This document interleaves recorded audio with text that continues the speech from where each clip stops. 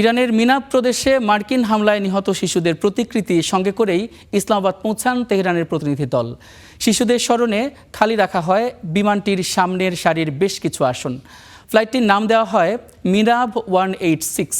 সামাজিক যোগাযোগ মাধ্যমে সেই ছবি শেয়ার করে ইরানের স্পিকার বাঘের গালিবাফ লিখেছেন, গভীর অবিশ্বাস নিয়েই তারা এই আলোচনায় যোগ দিচ্ছেন।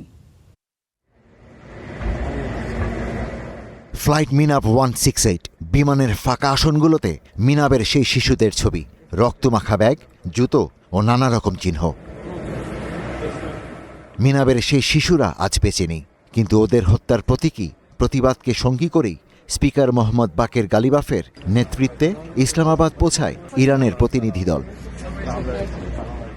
ইসলামাবাদ পৌঁছেই গালিবাফ সামাজিক যোগাযোগ মাধ্যমে লিখলেন, এই যাত্রায় তার সঙ্গী মিনাব 168। এটি শুধু একটি ফ্লাইট নয়, বরং একটি বার্তা। হৃদয়ে ছোঁয়া সেই বার্তা নিয়েই ইসলামাবাদে ইরানের প্রতিনিধি দল। গালিবাফ লিখেছেন, সদিচ্ছার কোনো ঘাটতি না থাকলেও গভীর অবিশ্বাস নিয়ে তারা ইসলামাবাদ যোগ দিচ্ছেন। যুক্তরাষ্ট্রের প্রতি গভীর অবিশ্বাস রয়েছে। অতীতে 1 বছরের মধ্যে দুবার আলোচনার মাঝেই যুক্তরাষ্ট্র হামলা চালিয়েছে।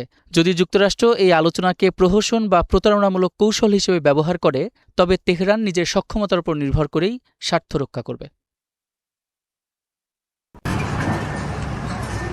একবার নয়, একাধিকবার টমাহক মিসাইল হামলা চালিয়ে মিনাবের শিশুদের হত্যা করে যুক্তরাষ্ট্র, যা স্পষ্টতই যুদ্ধাপরাধ।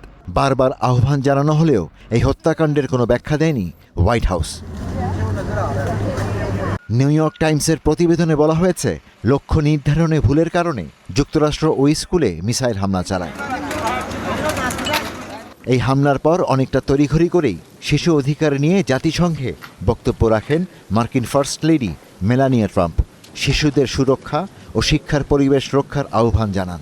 হামলার নিন্দাও করেন তিনি, কিন্তু মিনাবের শিশুদের হত্যার দায় কার সে প্রশ্নে নীরবই থাকেন। I speak for all members of the Ishtiaq Hossain, star news.